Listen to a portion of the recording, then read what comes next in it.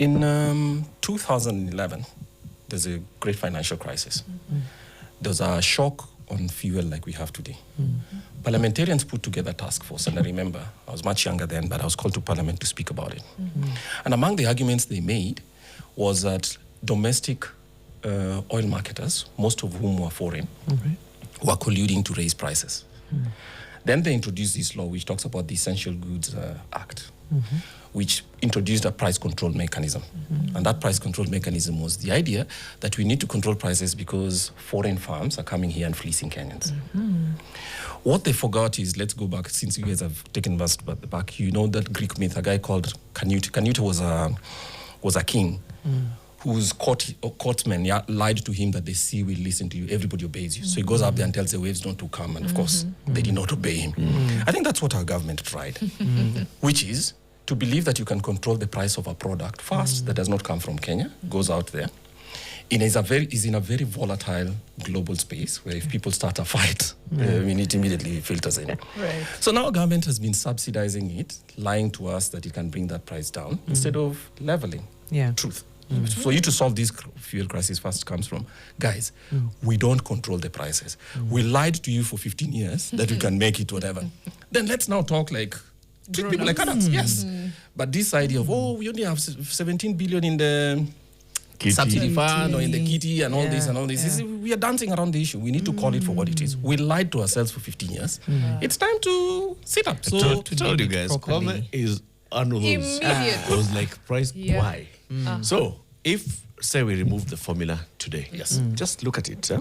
Because the argument, even the latest one, this one, the argument has been the margins that the oil marketers actually take, it just keeps fluctuating. So at some point where you saw oil marketers, some with a huge market share, would actually have their prices 5 shillings above everybody else. And, well, 25% of the stations are mine. So you'll definitely end up in my station one way or the other. Correct. So they were controlling that, and they were also controlling the import phase. So they'd starve everybody else. You can only get mafuta in my stations, and I'm selling it at this much. Wasn't that the whole idea of introducing the open tender system, and then also you say, let's limit the margins? Right. Okay. So the open tender system didn't necessarily existed before. There was a mechanism for joint purchase. So basically they'll shift the tender among themselves and they'll purchase. It's true that some oil marketers, we don't have to mention their names, had the greater stations. I mean, the higher number of stations. So they had a bigger footprint. But that's not to mean they did not compete, because this is what happened. Government itself had a national oil company, which was supposed to be competing with them, and which would have distributed that out. So the idea that if somebody has 25% of the stations mean necessarily they're going to control price is not always true, because if they do, and you are buying and you know that the station on the other side will sell it cheaper, you place them in competition with each other. So that's a competition problem that we are trying to solve through a political thing. So that's the first. The second reason why I pity a little bit the oil marketers, because they are bearing the entire, especially the foreign ones, they are bearing the entire burden, or rather blame. But the truth is, if you decompose the price of oil, the government of Kenya is the biggest taker of prices. From every single thing. Government that is doing its job is saying that, look, we have an inspection fee, we have import declaration, all those 11 different levies. And the worst part is, even for a job that government is doing itself for its own money, it's charging VAT on it. It's added value. What value is it? So there's a lot of things. There's a lot of conversations to be had about making. So that's. But the final one is, we have to. You see, the idea that you're subsidizing petroleum, or rather trying to reduce its cost, comes out as protecting. What do you call them? Travelers and people who have, who need to go to work and are dependent on it. But frankly speaking, most of that subsidy was being enjoyed by people who drive. Like, right?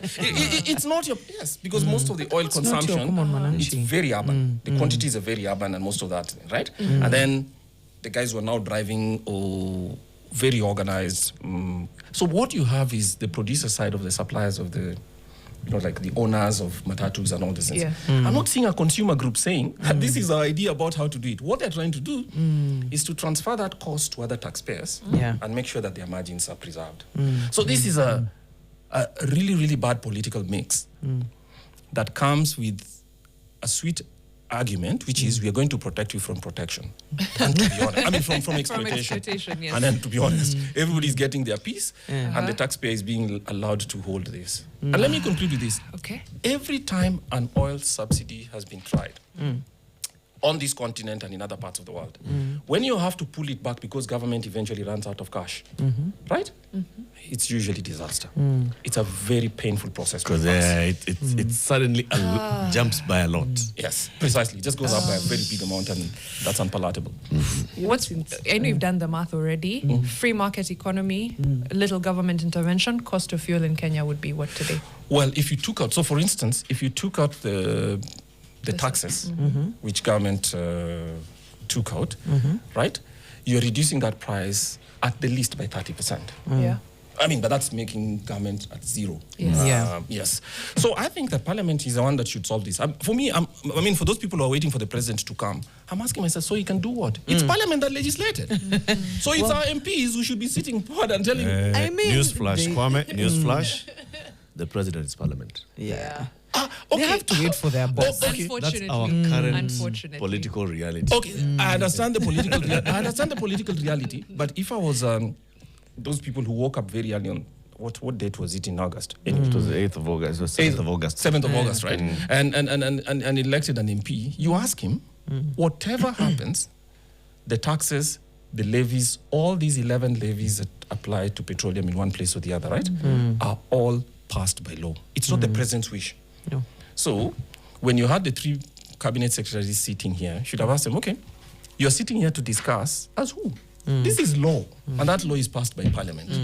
So unless you persuade parliamentarians to also be conscious about this stuff, you guys are going into a domain that's really not yours.